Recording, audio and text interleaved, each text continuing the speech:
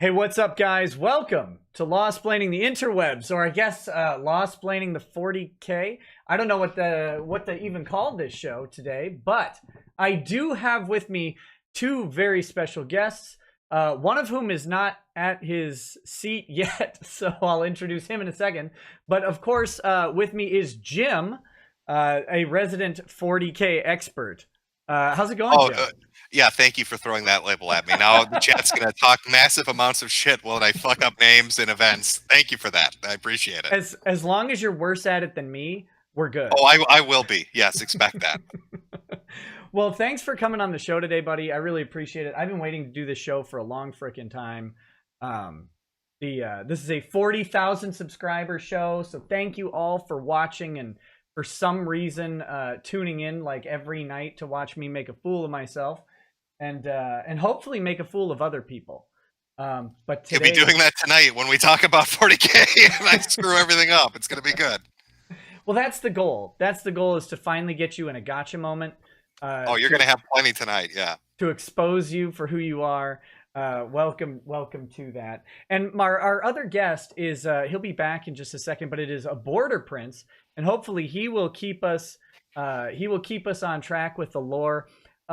There's not really a plan for this stream, guys. We're gonna just be talking 40k. I hope to talk a little bit about the actual lore, about the story, what makes it interesting to people. But I also, if my guests are willing, oh, and I'll wait till he saddles up for this, because this is a blindside. Hey, welcome, Border Prince. How's it going, man? I'm fine, thanks. How you doing? Oh, we'll be live, are we? Sorry. Yeah, we're live. You missed it, but it's okay. It's very important. I need coffee. Yeah, sorry. No, that's fine. You take your coffee. I've got my Glenlivet Nadura. Good choice. I'm drinking the El Rosso sherry casks. I strongly recommend it. But so what I was saying is I want to talk about the lore and the story and the world of Warhammer. But I want to talk about, I guess there's like a socio-political aspect that's always hovering around this toxically masculine franchise, where women are not only hated and murdered on the regular, but they're disallowed from the positions of importance. Yeah, it's constant. Yeah, it's true. But I like to call it the smell barrier. Any hobby which requires more dedication on the part of the user usually has coupled with it a more heinous smell of the players. So you've got like your Pokemon kids, kind of normalish, but by the time you get down to D&D and Warhammer, like, you need to put a fucking clothespin on your nose when you're walking in the hobby shop. So I think that's what's keeping the women away. I don't know if it's socio-political more than it is. Might be a contributing factor. Yeah. Yeah, well, what I do is I went down to the local Mechanicus and I got rigged up a harness with some of that Febreze spray stuff, like right up here. And whenever I walk in, if someone gets in front of me, there's a motion sensor and it just hoses them down. That's how I keep the nastiness at bay. But no, it is a nerd hobby, and in any sort of nerd hobby, you've got, well, it was built by guys. And now that's not okay anymore. You can't have men building these worlds, because men build worlds where men are actually cool, and women are there, but they don't necessarily have all of the same cool jobs as the men, and that is a problem in 2019, and we need to fix it immediately. We need more women getting horrifically maimed and murdered by Tyranids, and chopped up by orcs. And honestly, it feels like it's more like sponsored events that this is kind of happening at. I cannot recall for the life of me any time that I've been at a hobby shop, whether it was playing Magic or D&D, or even kind of playing around a little bit with Warhammer and stuff like that, where women were really present. It was always some dude's girlfriend. I'll be honest with you. It was, you maybe had one or two female players who were actually really into it and they kind of blended in, but for the most part, it was pretty much a guy thing. And I think it's mostly, especially like in Magic and shit like that, you'll see kind of at tournaments, it's more like kind of PR stuff, but the hobbies themselves, I think, are kind of purely masculine.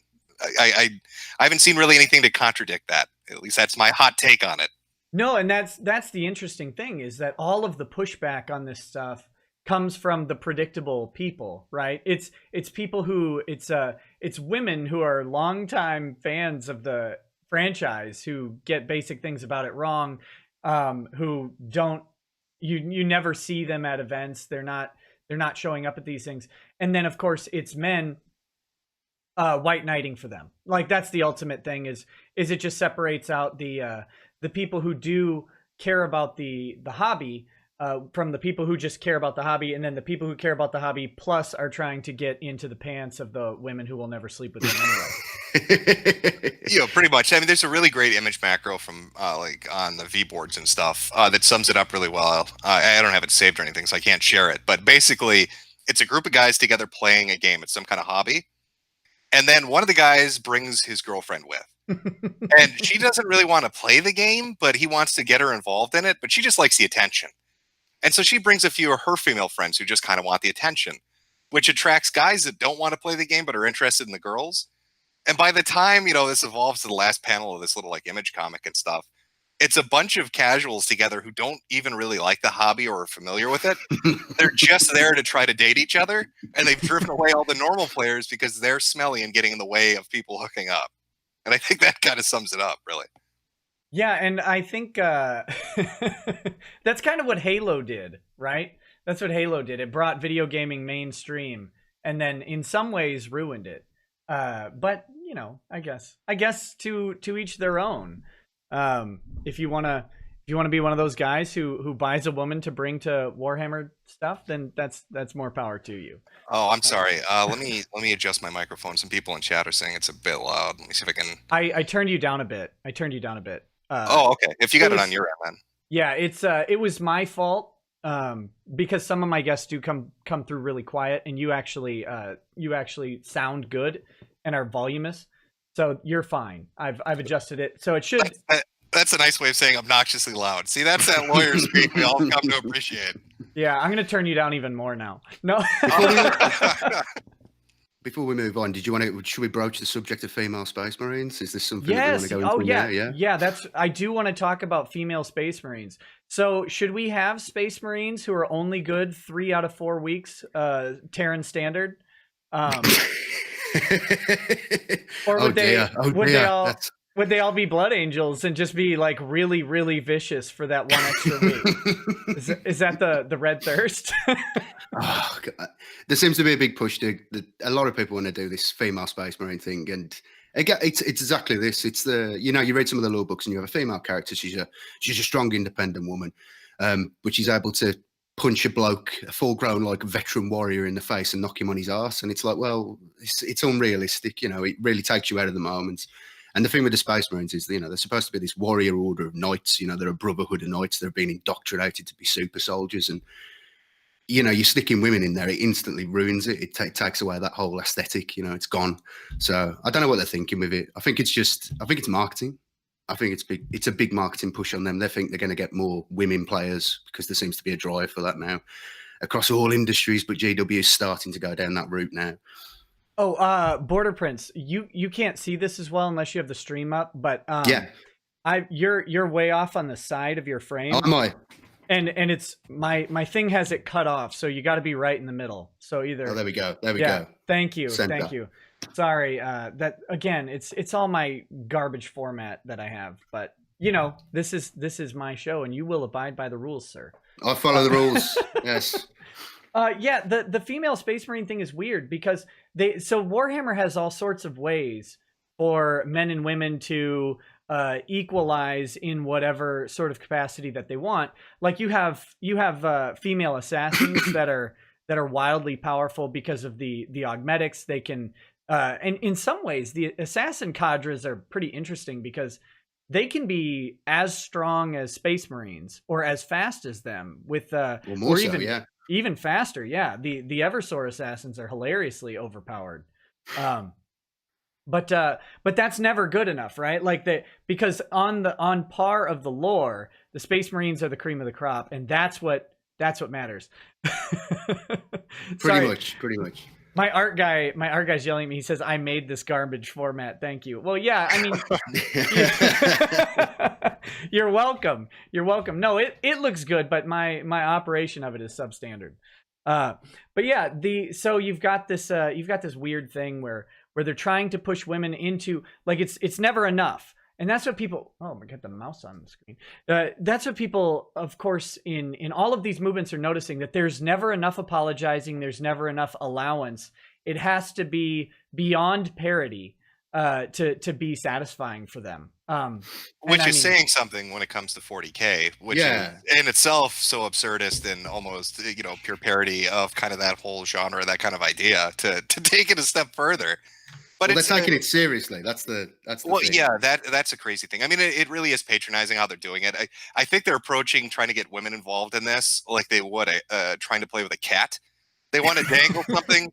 They want to dangle something shiny like keys in front of them. Like, oh, the Space Marines, right? That's nice and shiny. You can cosplay as that. Won't that be cute? Like, that's the mentality they're taking with it.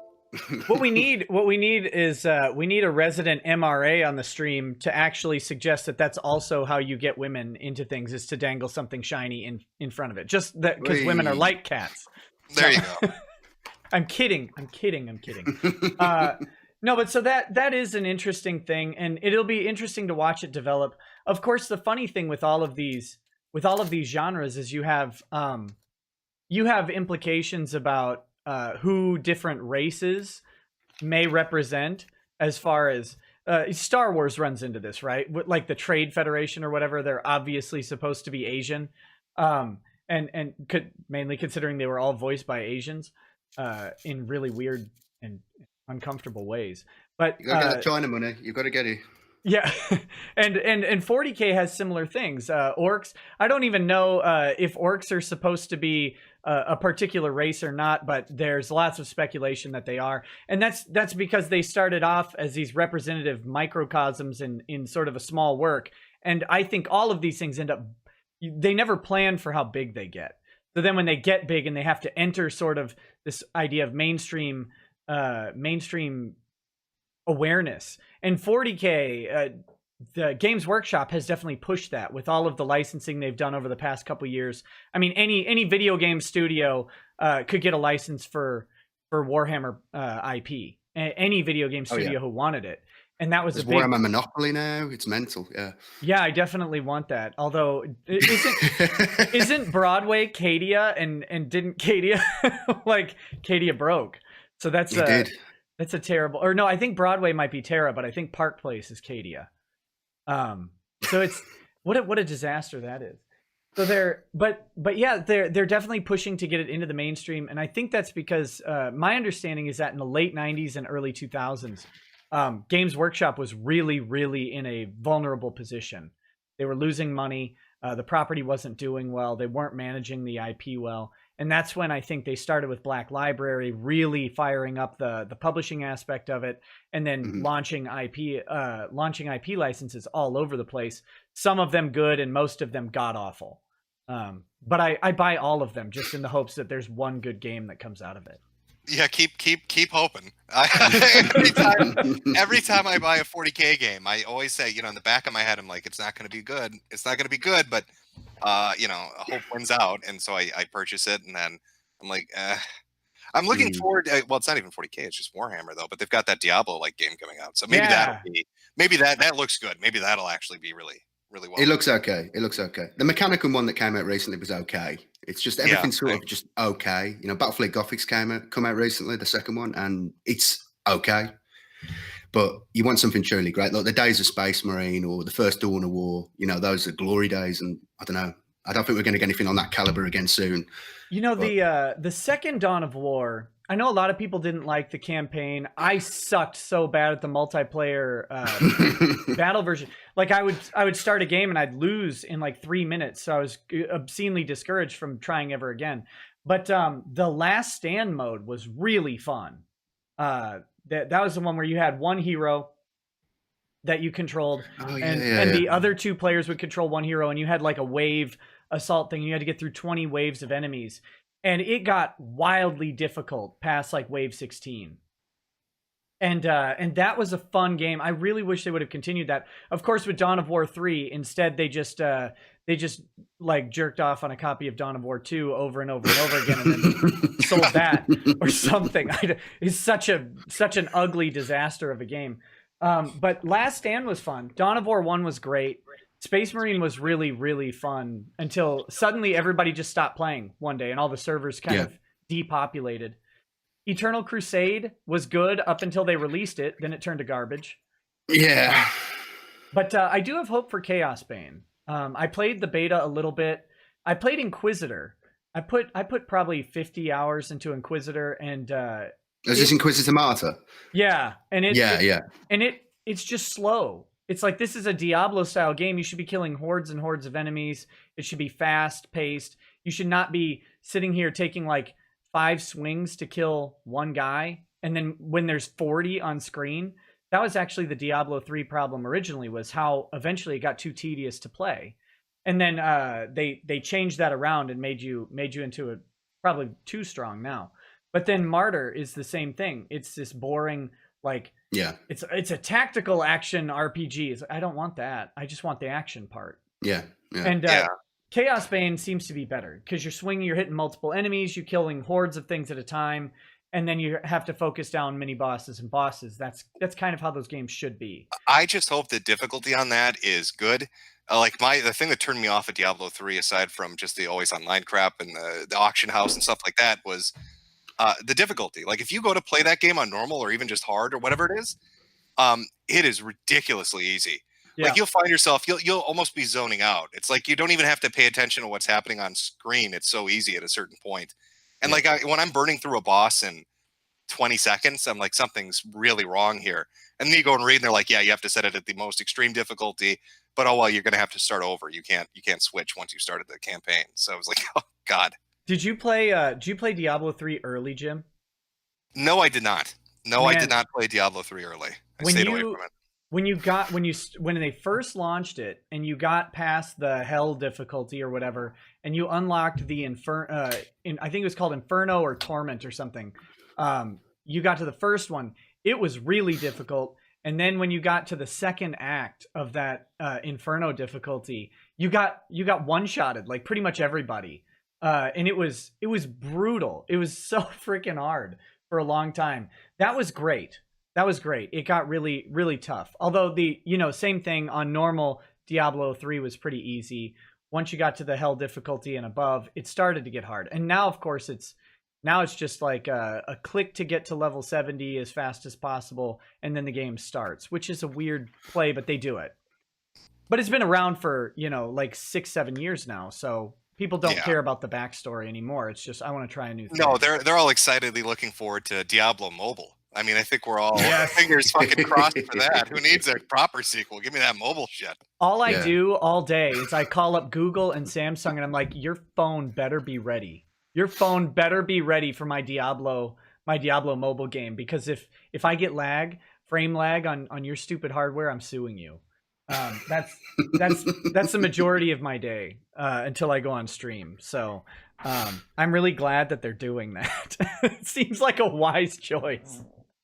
Now, did you ever play any of like the early games? Like, I remember playing Space Hulk back on Saturn, and like that game was just fucking unmerciful. Mm. Oh yeah, I didn't play it back then, but I bought it on Steam a while back and tried to play it. I got just murdered immediately. Gene Stealer comes up and just rapes your guy immediately. Oh yeah, no, it'll straight fuck you into the dirt. Yeah. I've got to go to the best game ever. Was Shadow of the Horned Rat. I don't know if anyone ever played this, but it's the hardest, most difficult game you've ever played in your life. I've never played that. It's amazing. You can't find it anywhere now. There's like a RIP version you can download and play, but it's the most difficult game ever. It gives you missions that you can't win. You literally can't win. It puts you into a mission so you die a bit, and then you have to carry on the campaign. But it's like in the fantasy. It's in the fantasy setting, so you lead like a mercenary army and you go all the way around the map. But it slaughters you. It's the hardest game in the world, hands down. Was it a PC game or? It was on. They released it on like PlayStation 1 back in the day, but it was PC originally. But it had a sequel, Dark Omen, which is a bit more accessible. They toned it down a bit, but the first one was brutal, completely brutal. A lot of people in your chat are screaming out Path of Exile. Yeah, I mean, that's fucking fantastic if you're looking for Diablo done right, I suppose, after the disaster that Diablo 3 was. I don't play Path of Exile. I tried for a little bit and then I just quit because I was unfamiliar and I just don't have a lot of time to play games. But, You're waiting for that mobile game. I got you. No, yeah, that's- you put Path of Exile on my phone with some monetization behind it. Oh, I'm there. I'm there. I love my microtransactions. Or better yet, I hope it's an idle game so I can just gain experience while not doing anything. That's the most fun. No, so but I've watched a couple videos of this one guy who his whole purpose is to just wreck the game. So he builds these, he makes these builds where basically every time you get a cast on hit or cast on ignite, and then he sets up the build to ignite your enemies constantly, and you get hit constantly by your own stuff. So your screen is just raining pixel effects or particle effects all the time, and it crashes the server over and over again. So that's funny to me. I love when games can be broken in that way. I should probably try Path of Exile. I played Grim Dawn. I played Grim Dawn for quite a bit, and that was fun. It was more Diablo 2 style than Never heard of Grim Dawn. It was pretty good, but back to the 40k or Warhammer, I guess, universe.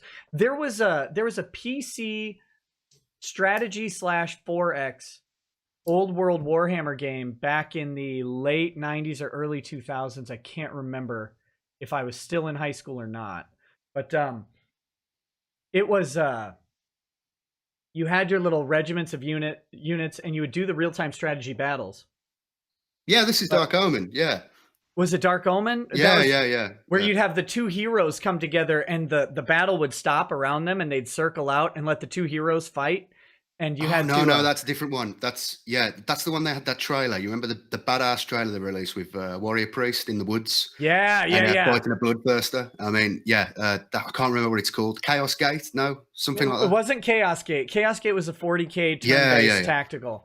No, this is Old World. And man, I didn't know anything about the Old World Warhammer at the time, so I was getting stomped, but it was fun. Man, it was weird. I don't know what that was called. God, I gotta find it. That's another one I'm unfamiliar with. The game that I don't know the name of and can't remember much about at all is the one you're unfamiliar with. Yes, well, when you're talking, it's like when you're saying it's like a 4X. Mark of Chaos. Mark of Chaos. Mark of Chaos. Yeah. That was a fun game. I didn't play it too much. I had it. I probably have it in a box somewhere. I should find it. But that was tough. Yeah. Anyway. So I guess I have questions. You guys are my guests. I'll interview you both. What got you guys into the lore or into Warhammer 40k or Warhammer, I guess? Border Prince, do you want to start? What got you into this stupid world? It's pretty prevalent over here in the UK, to be honest. It's the kind of thing you go to school and people bring in their Warhammer to the the games. You can bring in a board game for school special day or whatever.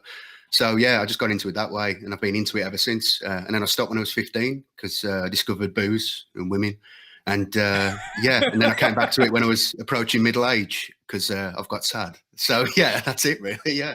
There you go. So that's pretty much it. Yeah, I played in a couple of tournaments, fantasy tournaments and stuff back in the day. Played a bit at X-Wing as well, but I've always been around that sort of role play, games clubs, game shops, all that sort of stuff, and. Now it's mostly just the lore because I don't really have time. Although I bought Blackstone Fortress recently, and it's pretty immense, to be honest, as a game. I'm really chuffed with that. I mean, the quality of the work they're doing now, GW, for all the things we might say about them, the models that they're producing they're astounding. It's fantastic work. They are the top tier. I mean, that's why they are where they are, because the quality's just there compared to other games companies. But yeah, that's it really. There's nothing super interesting to say about it. I've just always been into it, and I've always read the books since Black Library started. So yeah.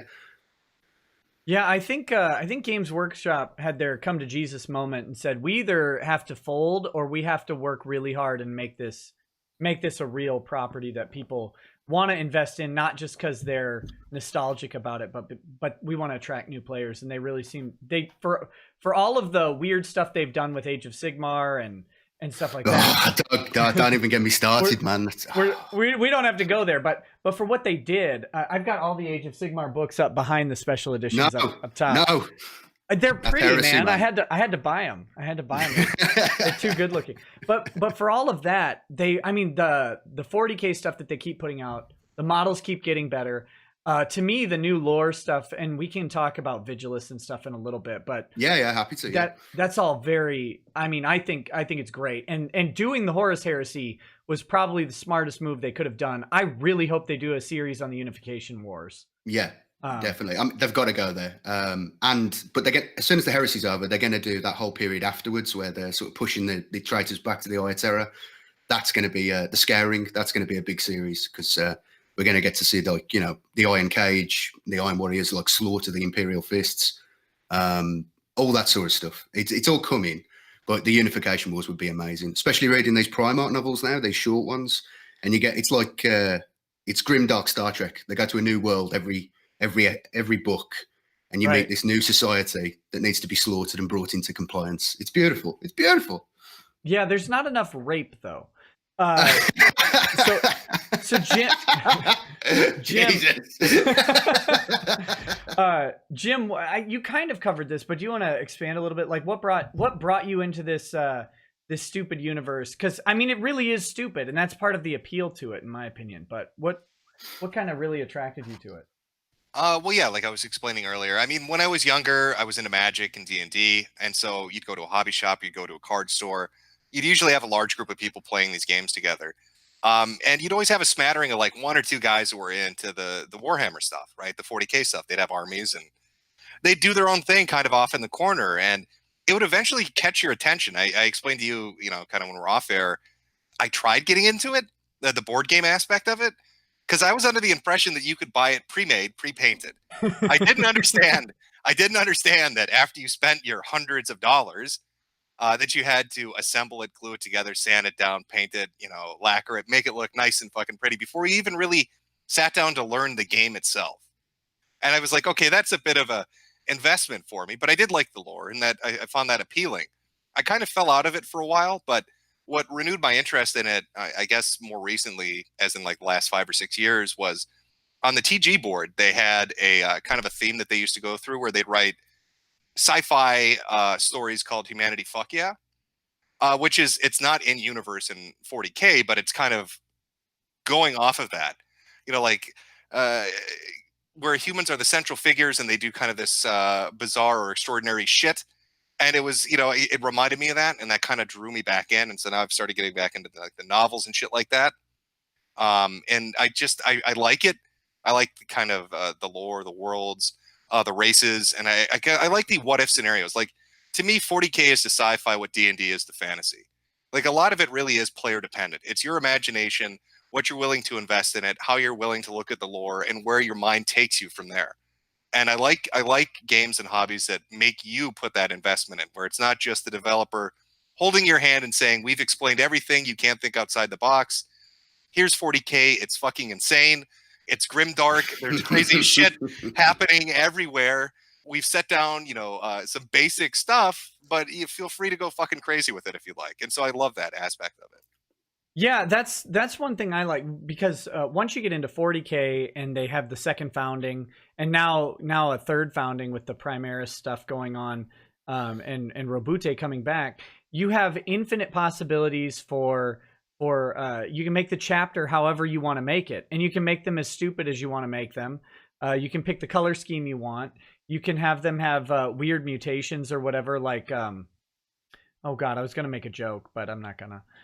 You can have them do pretty much anything, and it really does leave a lot into it. Plus, that's not even counting the really deep lore stuff that they were just competent enough to not say anything about.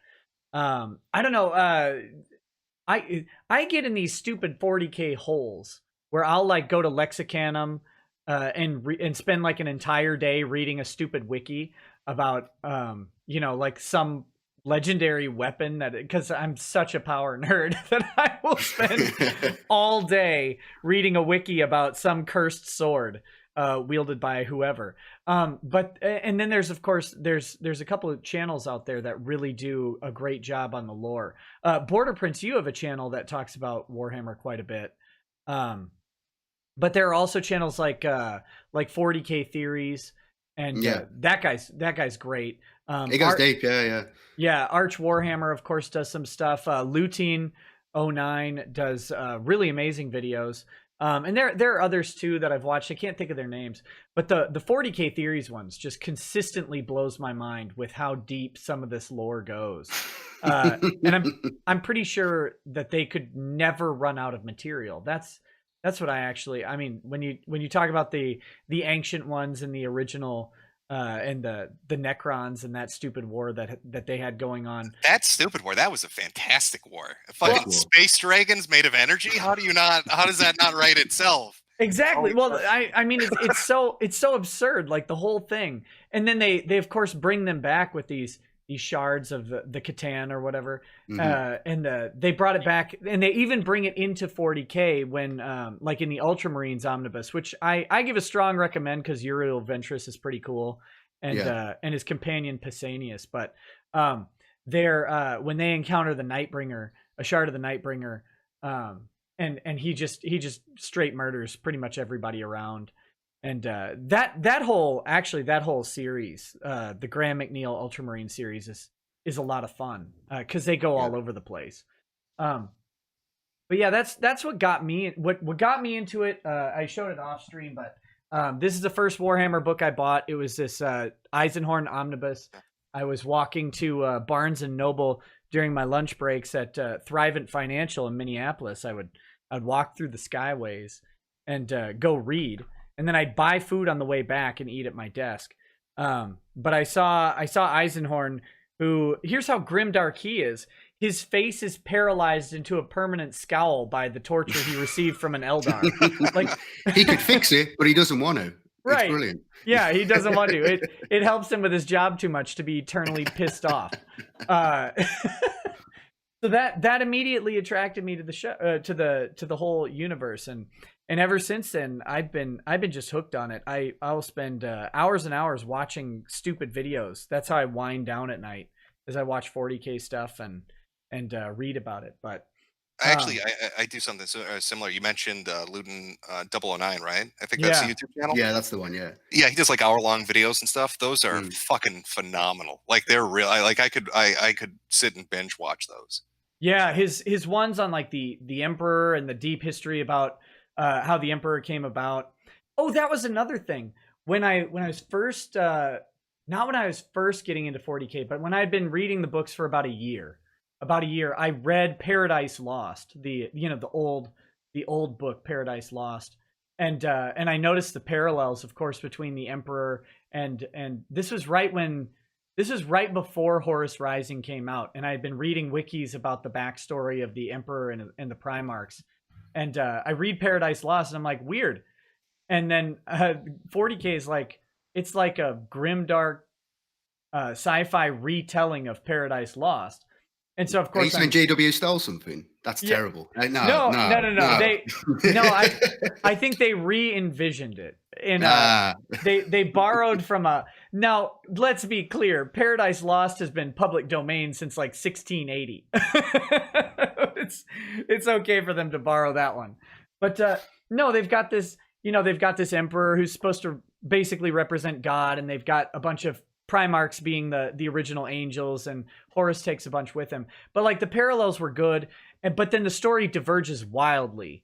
It diverges wildly because Horus ends up, well, maybe it does, I don't know, with Horus kind of damaging the Emperor permanently, but then being wiped off out of existence. See, I don't remember Paradise. I don't remember there being Lucifer partying up with a bunch of filthy Martian machine worshippers and fucking up this whole plan. I don't remember that part of Paradise Lost. There's liberties taken, Jim. There's liberties taken. No, so Horus represents Lucifer, and then he takes well, because it has to be fair for Games Workshop, he takes half of the traitor, or he takes half of the Primarchs with him.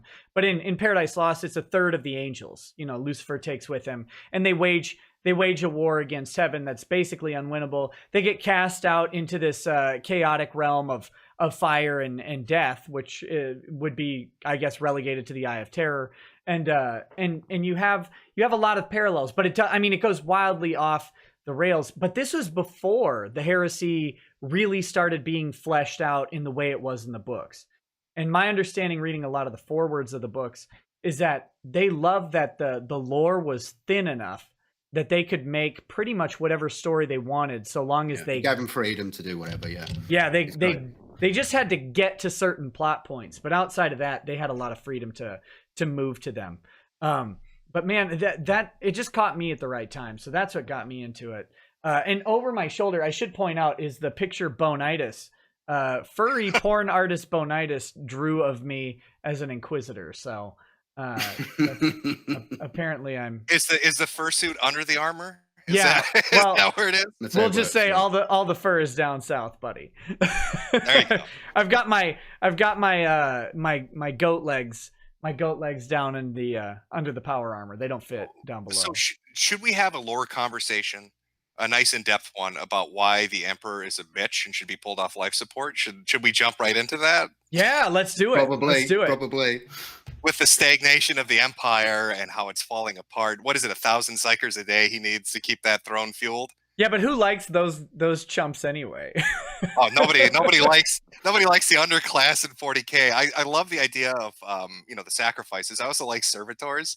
The idea that you're just going to take people and make them into kind of machines because you don't want to deal with AI fucking you again.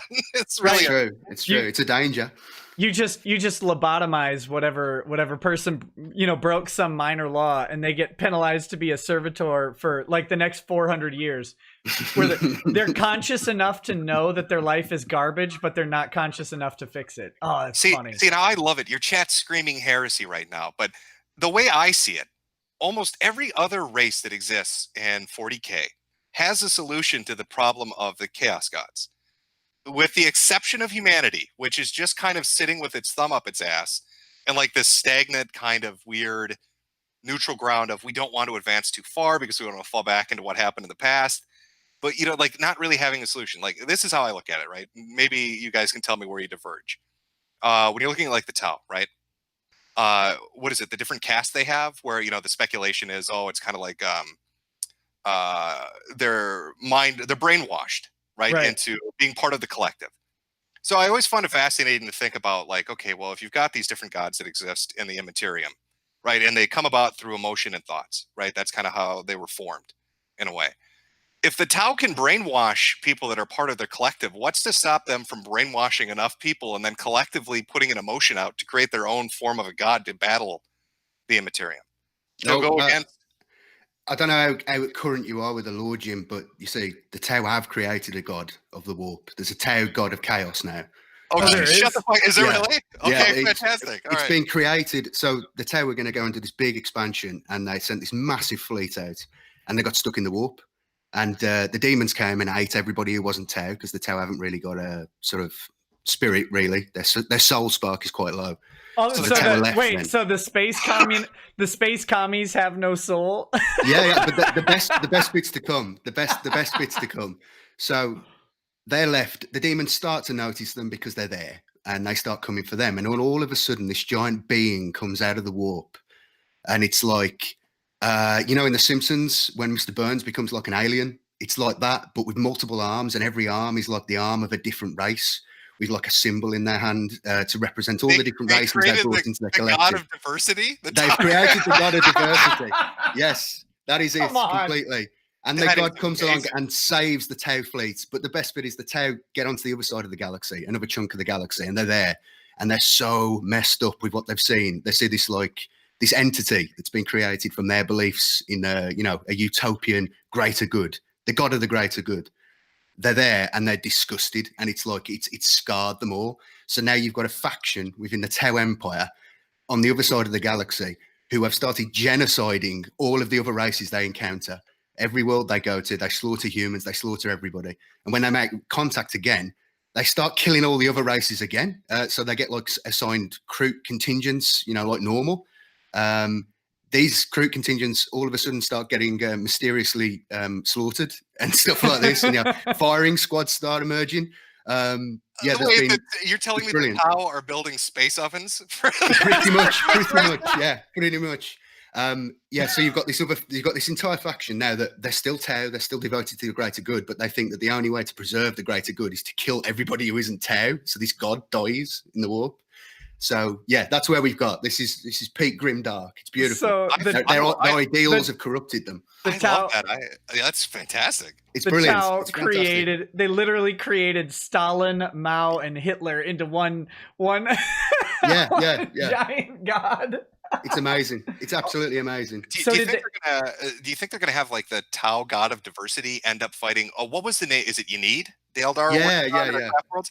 So is it gonna be like some god of diversity that's all messed up because they ovened all the Servian races against some Wait a minute. So they have in the Uriel Ventress Chronicles, they already have a greater demon that is literally a train. So do they load up the warp-bound races on the demon train and send them straight into the space ovens? Well, I don't think they're planned for that, but yeah, I can see where you're going. Yeah. Oh, that is amazing. Yeah, I honestly, God, I did not know the Tau had already reached that step. But see, that's where I'd imagine it going. And then you've got the Eldar working on, their craft world god. You've got orcs, which are basically the power of positive thinking. There's an inventation that exists, and if they believe it enough, it's going to come true. So I could imagine them doing well.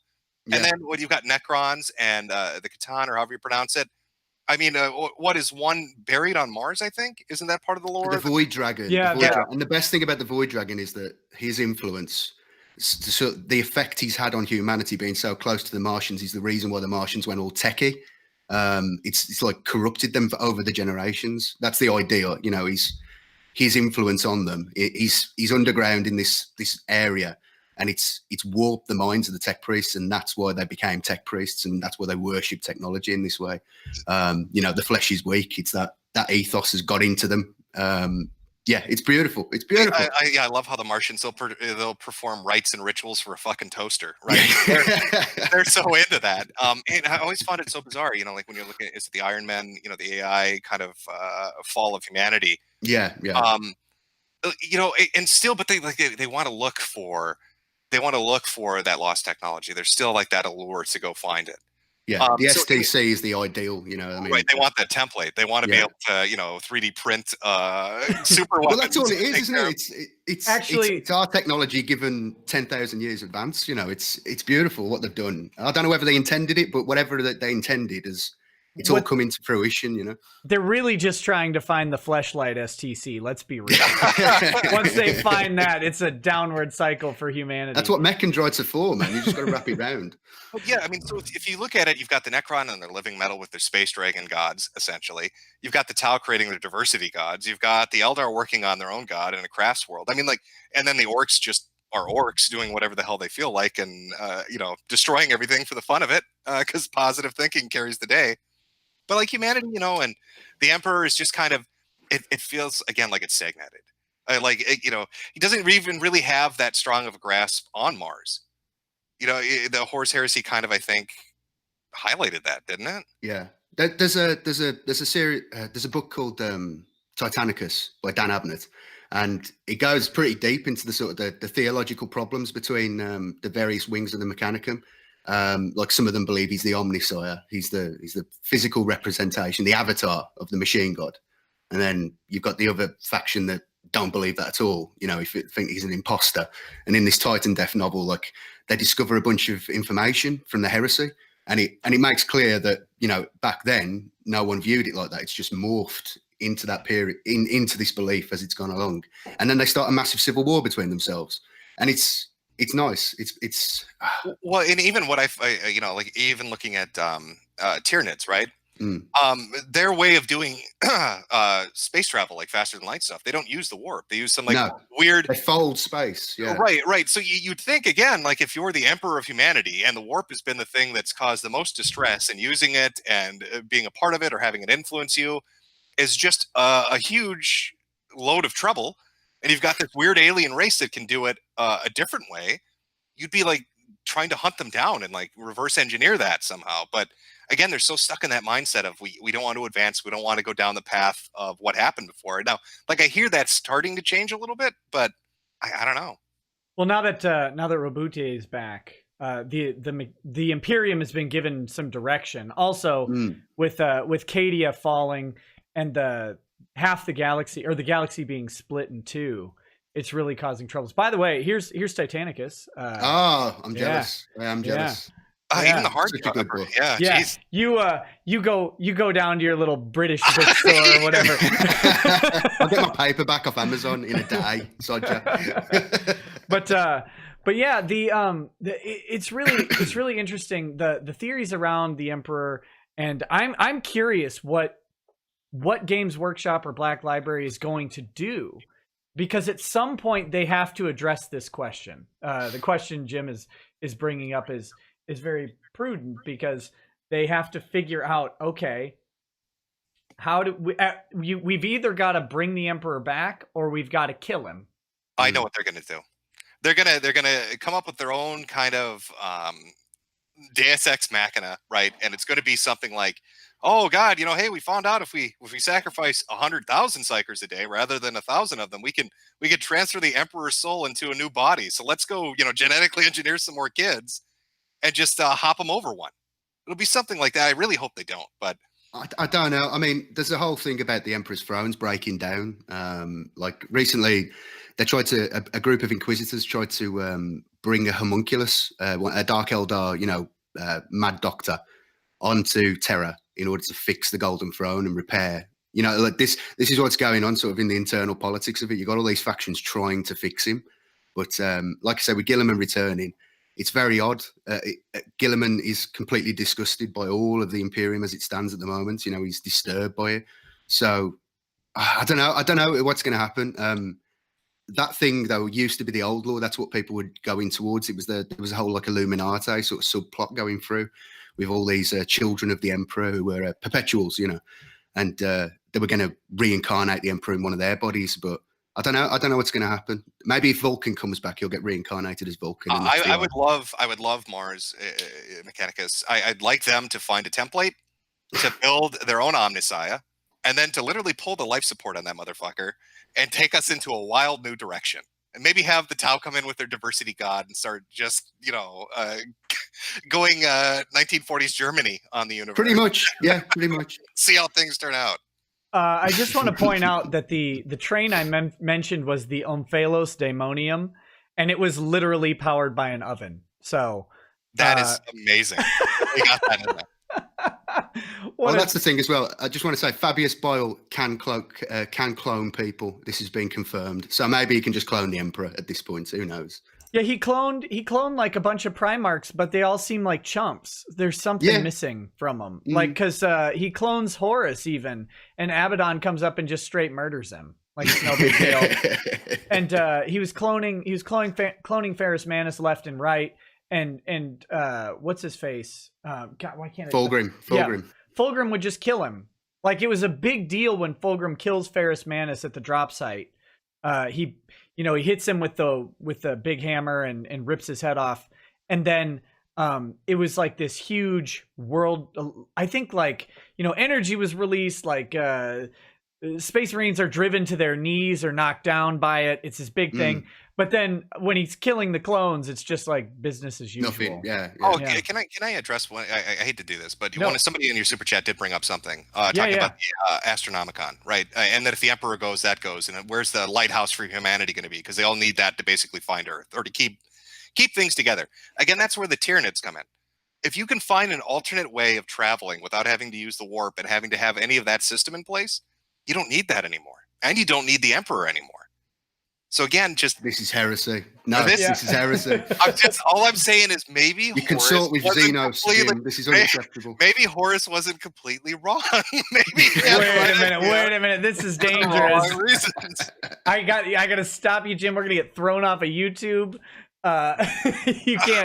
You can't be talking good about Horus. That's the Holocauster of the 40k. Can't do that. If Horus had done what he had done, but he wasn't influenced by the Immaterium, right? If he wasn't influenced by that, if the Chaos Gods hadn't kind of given him that desire, you know what I mean? If he had just done it because he thought it was right, would it really be as bad a heresy? Like if somebody just came forward and said, "We've got to fix this shit. We can't continue in perpetuity doing what we're doing. We have to ditch the dead weight. Right. Well, it's all Magnus's fault, even though Magnus did nothing wrong. Because the what was it? The Thousand Sons didn't need astropaths, right? Like they just piloted their ships by themselves, or not. They didn't need navigators. They just would pilot their ships through the warp, and they would use some sorcery mixed with some psycherness, and they could do it. But because Magnus pissed off the Emperor, he made his stupid decree at Rekieta, and ruined everything going forward, because they really didn't need the Astronomicon. Although I think the Astronomicon, what is it? I can't remember the name of it, but he's created basically like the theory is like a demon of the Emperor in the warp. Yeah, it's like an avatar of his people's belief in him mirrored in the warp. So, and that thing's weird. He should kill Celestine. more. Are you talking about Celestine, the angel girl? No, not Celestine. The one that came out in the Ahriman books. Yeah. I mean, I just envisaged that it was just kind of his soul in general, like just darting around as he does, because his mind shattered into shards, the Emperor. So he helps some people because he's all over the place, but he can't help them that well because he's not very powerful. That was I know what you're talking about, but that was how I saw it. Now, was the Void Dragon? Sorry, I'm jumping way back, but we were talking about the Catan and the Void Dragon on Mars. But wasn't he like supposed the Void Dragon, or at least a shard of the Void Dragon, was supposed to be the George and the Dragon story? Yeah. And so the Emperor's already faced down a Catan. Are we? Well, no, he faced down a portion of one. Yeah. Let's be okay. I don't think a full-grown one doing its thing is like, because when the old ones are fighting the Necron and the Catan, like they're getting their shit kicked, right? Like, I mean, this was an unstoppable force. If they hadn't decided to go into, what was it, cryo sleep or whatever they call it? Yeah, they just got sleepy. Right. They decided, hey, we're so good at dominating everything. We need to take a break and give these losers a chance at recuperating for a minute. Yeah. So, oh God, and I had a question related to this too. I was gonna ask you, and now it just completely slipped my mind. It was about the Void Dragon. Hopefully, it pops back in. I'll ask it later if I can remember it, because it kind of played into this. Well, I was just wondering. Border Prince, you were saying that the Emperor's like his mind is in shards; it's shattered. I'm wondering if they're gonna like retcon him into some sort of, because like originally, the Emperor was the Emperor, and then later the Emperor was a being created by the like combined sacrifice of all of the Psychers on Earth in some primordial day. And like some shamanistic culture, they all did that and then combined into this thing. So now I don't know. They've been changing so much of the backstory because it's so loose, and they can make it. Is the Emperor going to be a Catan, or is he going to be? Now that would be fantastic. Actually, I'll tell you the theory that one of the authors came out with. He said that GW wouldn't let him, but he said he wanted to make the Emperor into a rogue AI that had survived from the Dark Age of technology and just was able to trick humans into believing he was, a godlike being, and it's actually like a rogue AI from back then, before the wars in the Age of Strife, that had survived and determined that the only way it was still following its programming to protect humanity, and it determined that this was the best way to do it. That's the best story. They said that he wasn't allowed to do that. Oh, the irony of that would have been great, because then the Martians would have loved it. He really is the Omnicide. Yeah, exactly. Yeah, but everybody else would have hated him. Yeah. But no, that's what I was going to ask. Relating to the Catan, maybe you can, because you might know the lore a little bit better than I do. When the Eldari trickster god, right? Because he was the one that got the Catan to start going after each other. Yeah. So what exactly is that? That's like when it relates to their gods, that's the thing that's always kind of slightly confused me. Is this an actual corporeal being? Is this like a chaos god, or like a sub-chaos god? What exactly were their gods? What is the trickster god? Well, I don't know. I think they're just sort of playing off that it's a mix of mythology that the Eldar don't fully understand. It's like maybe there were warlords back then. Maybe they were old ones who were leading them and giving them this direction, because the old ones created the Eldar and most of the other races. It's like they've left it loose enough that they can basically do anything. So basically Yeah, whatever an author wants to do. I got to stop you here. You're completely wrong on this. Oh no. Actually, it's the trickster god is Shurgarath, and they're releasing Skyrim again. I need that DLC. Yeah, it's a Skyrim DLC for 40k. Thank God. Give me a bolter so I can just finish this stupid game already.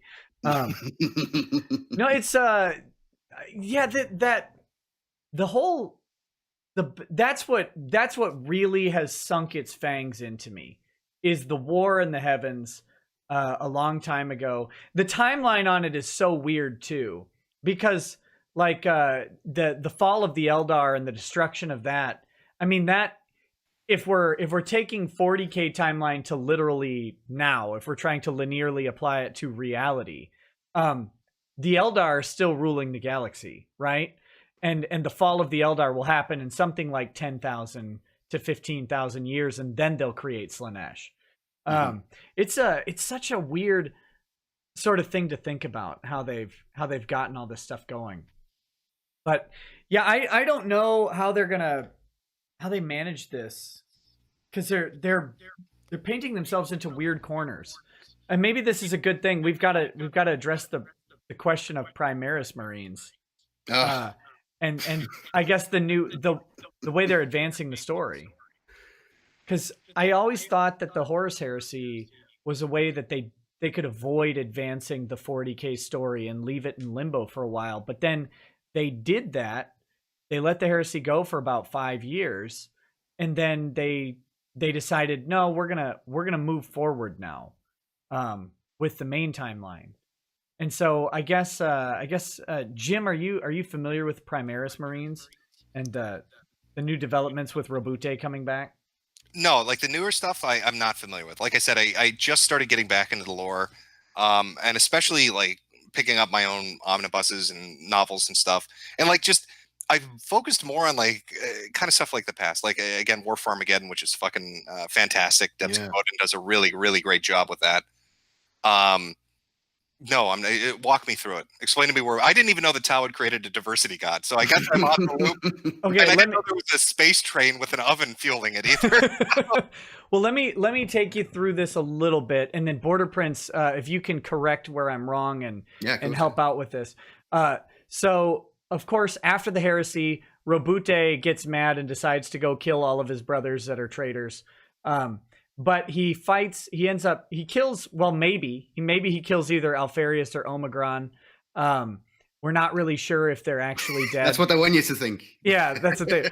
I think Omicron is in the Omega Vault. I think that'd be way cooler if he was in the Omega Vault of the Grey Knights. But we can talk about that later. So he goes and kills him, and then he goes after Fulgrim. And Fulgrim, I think, wounds him with the Lair Blade. Am I right? Yeah. I think he stabs him in the throat with it. Yeah. Yeah. It's either that or his tail. I can't quite remember. Yeah. So he sticks Robute in the throat, and Robute he's alive, but they put him in stasis, and he stays in stasis for something like 8,000 years, just sitting there, not healing, not doing anything. And then Cypher teams up with an Eldar. And this is where it gets really weird. He teams up with an Eldar and a Grey Knight who should have murdered Cypher and the Eldar outright because he's a Grey Knight and they're funny, but he doesn't do it. And they go on a quest. They invade Macragge, and they actually go put on a Xenos technology breastplate and bring Robute out of stasis, and that the Xenos thing heals him completely. And he comes back using this heretical technology, and this is the good boy Primarch, remember, like the most down with daddy's orders. And then he goes and he's like, oh yeah, by the way, I'm gonna go talk to this I don't remember the Mechanicus guy, but turns out the Emperor had been working on Space Marine +1s called Primaris Marines, and they maybe had a chapter kind of test subjects lurking around, but then he puts them into mass production and starts just making super Space Marines all over the place. And now they're being deployed into various chapters, I guess, as they go. And so it's weird because this is like all of this Xenos technology and heresy being just straight added into the most good boy Primarch and the good boy Legion, like fronting this. Did I miss something in that Border Prince? Yeah, well, there's the Archmagus Belisarius call. That's right. That's yes. the fella. Thank you. So Guilliman, before he died, he tasked him with creating a purer form of Primaris. That's where they started out. But yeah, I mean, fundamentally you're correct, but it's worse with the Eldar thing. So Belisarius made this, his armor suit is like a life support system as well. So that's his armor. That's what it's for. The bad thing with the Eldar is that she used the spirits of all of the collective dead of the Eldar to heal Guilliman. That's that's the messed up thing. It's not just heresy. It's, I don't know, necromantic heresy from this. Well, necromantic Xenos heresy. Yeah. I thought the spirits that you're talking about, the craft, were the ones that they were putting towards. Yeah, she sucked them up, you see. So are they used up now? Because they didn't have a lot of power to begin with. A lot of them. The collective dead of all of the Eldar was used to create this avatar of Yennev, the god of the dead. So yeah, that's what happened. And this woman, is it Yennev who's the woman? I forget. Yennari's the god. Yeah, Yennari is the god of the Eldar dead. Her avatar, her champion, is this Yennev, and she went there and used Eldar ghost powers to heal Guilliman. So it's doubly heretical. I love it. That's fantastic. Way to mindfuck everyone with that one. Pretty much. So the question then, of course, becomes and I'm wondering if Games Workshop has the balls to pull this off. Is Robute like a sleeper Xenos agent that is going to be influenced by the heresy involved? And is he going to turn? And are the Primarch or the Primaris Marines, are they just basically an insurrection that's waiting to be triggered by some Eldar word that'll, tip the scales on them and suddenly turn them all crazy into murderous rampaging beasts? You're talking about like some galactic Manchurian candidate that's just waiting to be given the go-ahead? Yeah, what if he goes into he's already been granted access to the Emperor. Yeah, and that was an amazing scene. You've read it, right? The Dark Imperium novel? No, I haven't. God, it's the way he describes it, like the Emperor discovers that he's found a tool that he thought lost. How he described, I can't remember the exact wording, but it's just, the Emperor's just like, oh, you're alive, fantastic, boom, enters his mind. You've got to do this, you've got to do this, you've got to do this. And Guilliman walks out like gutted because he used to think of him as his father, and he realizes now that he's just a tool to the Emperor, which is it's brilliant. But he gives him his sword, so that's something at least. The sword is flaming harder than Siegfried and Roy, so that's good. But yeah, so then he creates the Primaris Marines, and of course this is at the same time that the 13th Crusade, Black Crusade, because White Crusades aren't successful. The 13th Black Crusade comes in and breaks Cadia, and they're making their way, I guess, not towards Terra, or they're really roundabout. I'm dark onto why they're not going straight for Terra on this.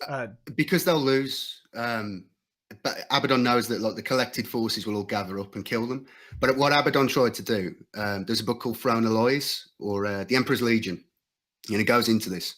Abaddon's plan was he sent a bunch of like stealthy fleets towards Terra before the fall, and they had Blackstone Rock, giant things like in their ships ready to shoot down into the planet, because the Blackstone would cut Terra off from the warp. So in all the planets and systems around Terra, they deployed all these massive stones, just launching these ship-sized hunks of Blackstone onto the planets, so that it would create it would cut Terra off from the wider warp. So the Emperor would be cut off, the Astronomicon would be cut off. They wouldn't be able to, the fleets from Terra wouldn't be able to move out. And they only just managed to stop it at the last place. They were planning to do this ritual. So yeah, he was planning on cutting that off and then gradually taking the Imperium over. Is that Vigilus? No, that's the Custodes novels that came out recently by Chris Wright. Emperor's Legion. I gotta read that one because I love. Yeah, it's quality. Custodes are fantastic. Yeah. That's the one that explains where the Sisters of Silence come back into the Imperium as well. So it's definitely worth it. Definitely, 100%. Not a lot of people have read it. It seems to have just sort of gone under the thing, but it's one of the most important books in the current setting. No one seems to have read it. Which one is that? Which Emperor's Legion, I think it is. Have you got that one? I don't know. Did they do a special edition? Maybe. I'll listen to this. Rub it in a little more. I know. Watchers of the paper bags. Well, Watchers of the Throne, Emperor's Legion. That's the one. Oh yeah, I've got that one. Have you read this one yet? No, I haven't read it. It's right here. Read it, man. Read it. Read it tonight. They did do a special edition, right? Yeah, of course. Cheeky side. Look at that, man. Sorry. Because I stopped having a ton of time to read these things. So I stopped buying the paperbacks that were coming out, and I stopped buying the hardbacks because I was buying all of them in paperback. I have a bunch down on the lower shelves. But I stopped buying those because I would just, if I got a chance, I would read an ebook because I'd be on a plane or something. Yeah. But I always buy the special edition. So I'll have to, that's a good one you say. I'll have to read it. I'll change the order. The last one I read was Lords of Silence, which was really good. Oh, amazing. Yeah, Jim, if you haven't read that, you need to read that. Skip everything else and read that. Yeah, I've already gone into debt buying books. Like,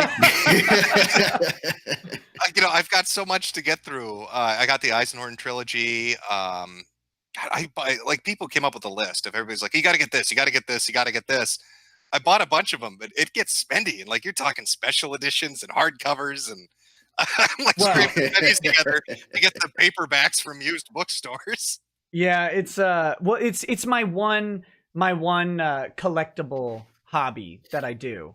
So that's how I justify it. At least that's what I tell my wife. It's like, this is the one thing I buy. Leave me alone. But no, she likes them because they really do a ridiculously good job on how the books look. And so as long as I've got books that actually are appealing to look at on a shelf, my wife is, she doesn't give me any grief about it. I don't know that she knows I spent like $300 on Solar War yet, but but no, so I will check that out. The Custodes are fantastic. Yeah. I'd like to talk about them and kind of the stuff, but what I wanted to ask first, I'll do another interview question. This one I'll start with Jim. Jim, who's your favorite Primarch? Start with him first. It's a question everybody wants answered, Jim. They're already fucking screaming heresy at me in the chat for my thoughts on alien races on the Xenos and what should be done to the Emperor. Start with him first. All right, Border Prince, who's your favorite Primarch? I'm telling you, that British stream that I did, I lost like 200 subs. I'm probably gonna lose 200 more answering your question. So you weren't wrong, Jim. You weren't wrong. You were completely right. I had to unsub. I'm sorry, though, on principle. Oh, hurtful. I don't know. They're all fantastic to a different degree. I mean, the Night Haunter is the most baller one. I really like Perturabo. The Iron Warriors are a fantastic legion, and him and what he's done, he's just like a stroppy teenager who just wants to be recognised for how awesome he is, but no one does. I go with more the traitor Primarchs myself. They've got a bit more flavour to them. Maybe a more interesting question is which Primarch is the biggest cuck? Like, who sucks the most? Oh. No, that is a question. Yeah. Well, we know it's Fulgrim, obviously, if we're just talking about who sucks the most. Yeah, literally. Yeah. Fulgrim's eating D all day. Oh, he loves it. He loves it, man. I don't know. Who can say? It'd be Rogel Dawn, wouldn't it? I mean... He's the least interesting Primarch to me. I gotta agree with you. I know a lot of people like him, and that's fine, but I don't know if his story just isn't fleshed out enough for me. But all the other ones seem more interesting. Yeah, he hasn't got much character to it. I mean, he has, but not as much as everybody else. But if literally in terms of getting cooked, I mean, the Iron Cage destroyed his legion in the aftermath of the heresy. So Guilliman just took over the Imperium because Rogel Dawn didn't have the strength to oppose him and had to take on. He had to go by the Index Astartes. He had to take that on and break his legion apart, which he never wanted to do.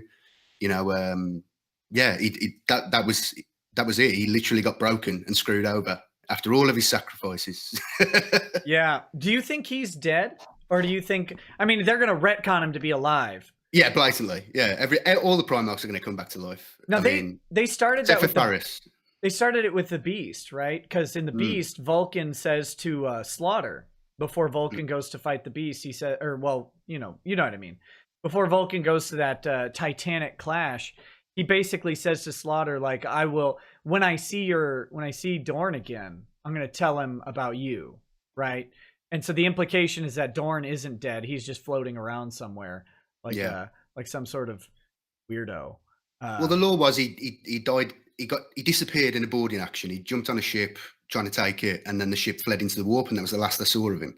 And then somehow they recovered his hands, apparently. But yeah, I don't know. It's not been hammered out what actually happened to him, and we haven't got to that point yet in Heresy or anything. So, you know, we'll see, I guess. I mean, he is going to be alive, though. GW will bring them all back. They're trying to bring back Sanguinius. I just don't think they've figured out how quite to do it yet, but they blatantly will.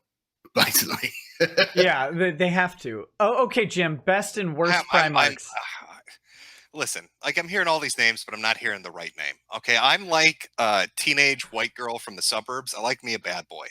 Right, so I'm gonna go for Horus. Oh, Horus. Listen, I like a wrench getting thrown into the machine. Okay, I like a little bit of fucking chaos. I like a little bit of heresy. I think that's probably apparent by now. When you ask my viewpoints on the Empire, when you ask my viewpoints on the Emperor himself, I get it. I get it's heresy. I get it's heretical. But Horus is my boy. You know, that's a better choice than Lorgar. Because let's be real, Lorgar's a bitch. Pretty much. I'm reading chat. Like, a couple of people were saying that he's referring to him as a cuck. Yeah, Lorgar.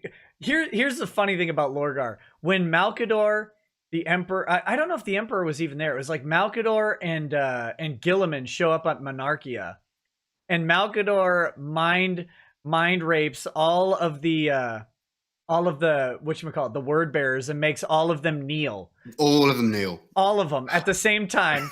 Just this little frail old Walmart greeter making all of them kneel, and then Lorgar like hits Guilliman, and Guilliman just stands there and is like, "Are you done yet, you petulant child?" And he's like, "Oh, Lorgar sucks." Pretty much. And he almost gets killed by actually, this is one of my favorite Primarch scenes. Lorgar almost gets stepped on by a Titan.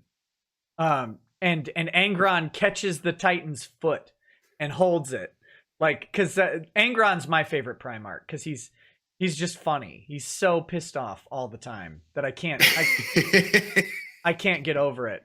And listen to this shit in your chat. He's weak. They're telling me he was weak because he got dominated by chaos. No, okay, he was thinking outside the box. All right. Sometimes you got to take a new approach to solve a problem. Hey, Horus was he was brought low. He was brought low in a cheap shot.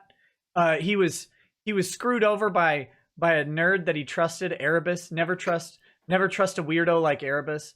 And that's what happened. You know, it wasn't Horus's fault. It wasn't. Oh, see, I should have read chat more. I should have went with Mandar. Clearly, the proper choice for bringing the fucking darkness. But so then I guess moving on from the Primarchs though, my favorite. People always ask me my favorite Legion, and it changes like every time I answer it. I think right now it's Salamanders. I really like Salamanders as a Legion. They're funny to me. They're funny because they're and this is. I mean, I guess this makes them the biggest cucks, but they're willing to sacrifice themselves for humans, which is weird. Nonsense. but also Vulcan Histan is really funny because he just runs around killing things by himself. It's like, we're going to take one Space Marine who's like tougher than all of the other ones. We're going to give him 3 of Vulcan's weapons, and he's just going to go around the galaxy killing stuff for fun. So I like that. But my favorite army is the Custodes. To me, they're the most interesting sort of faction that exists in all of 40k. Like, I love Grey Knights, but Custodes is because each one of them is handmade, apparently. Although I don't know how they keep up numbers with the Emperor gone. So, do you know anything about that? I have no idea how they keep making them, or do they keep making them? I assume they've got the same sort of just gene modification things they had before the heresy. But you're right, they all are they all have a bit of the Emperor's genetic code in them. He's their Primarch, essentially.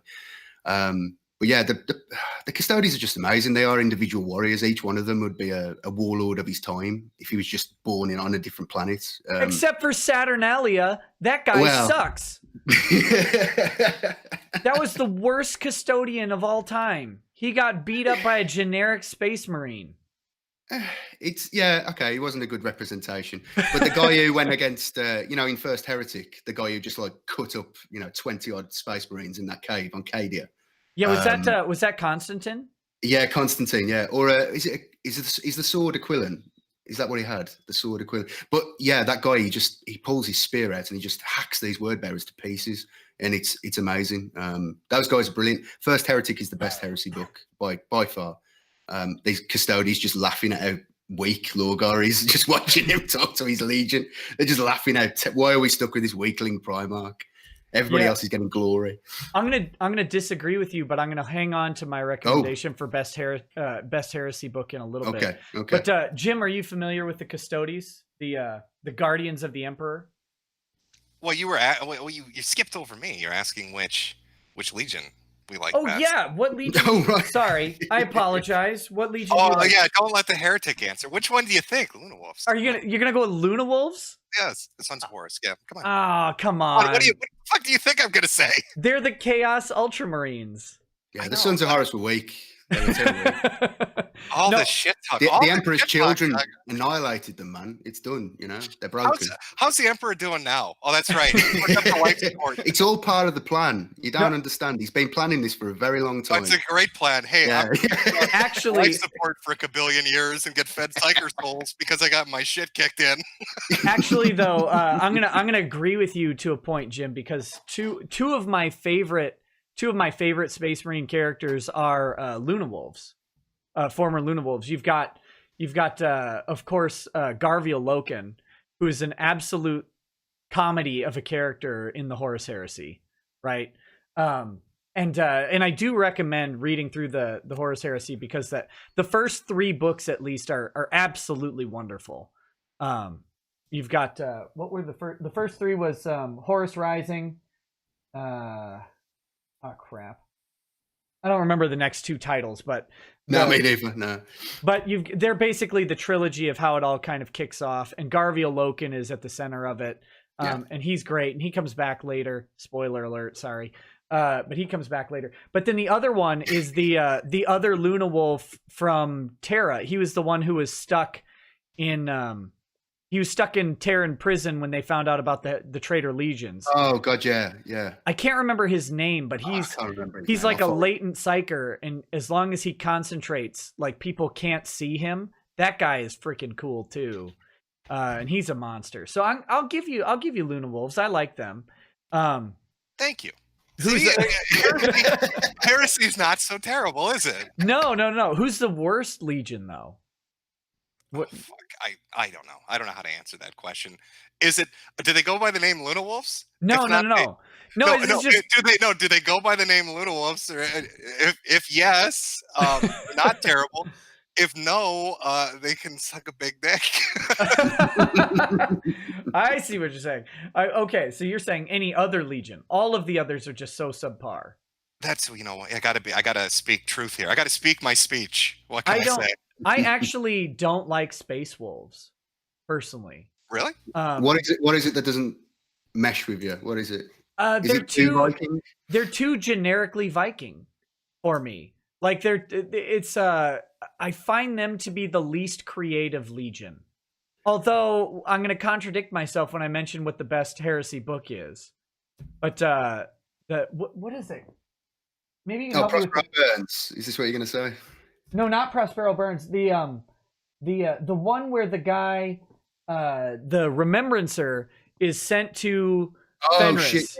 Yeah. That's a great book. The whole thing is told through his perspective. He almost dies, and they bring him back as like a modified Skald or whatever, and the whole thing is told from his perspective. I loved that book. I really did. Wash his skin, Nick. They take his skin off and wash it for him. That's what the elite are doing right now. It's glorious. That was. I think I've done my job here. I mean, not only am I a heretic, but I like, as chat's referring to it, the space furries is what I've now been designated as being for. But no, I actually do have to jump. I've got a dental appointment early in the morning. So this was enjoyable. I wish more people would be on my side of this. I do think, I think maybe, I'm just saying, maybe a little heresy isn't too terrible. Okay. Well, I mean, you do like space furries, so the heresy is. Well, that would explain it, wouldn't it? Right. Why I have such shit opinions. But I am interested to see where it goes. I do like. It just feels like everybody's positioned to kind of take it in their own kind of direction. I really, again, the whole God of Diversity thing, I didn't know about that. So It's glorious. Yeah. that is amazing to me. That is absolutely amazing to me. I'm curious, like, will anybody try to exploit the Tyranids and their travel techniques? What are the Eldari going to do? What are the Eldari going to do? And then of course you've got Necrons and their little living metal shells with their magical space dragon energies, and it just there's a lot of directions it can go, and that's the thing that's always attracted me to it, and things like it is when you've got so much crazy shit going on and it's so absurd and it's so over the top. That's what makes it fun. That was always the appeal to me.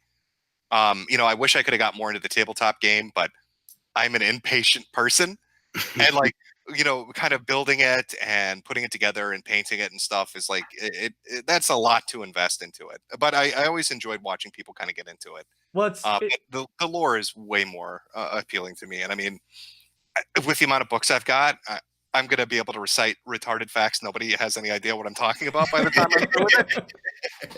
But I look forward to that because, it's good fiction and it's really good fun. And I hope GW doesn't screw it up.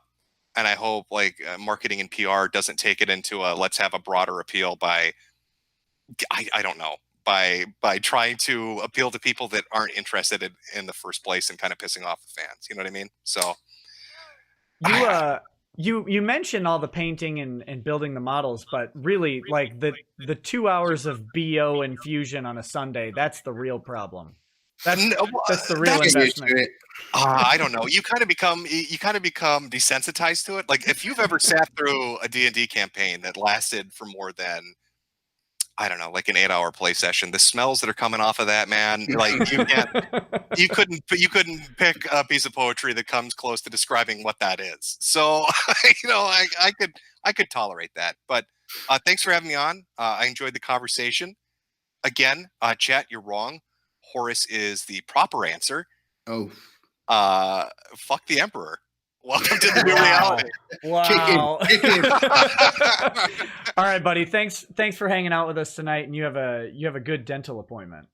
Yeah, fun times. All right, take it easy, guys. Later, man.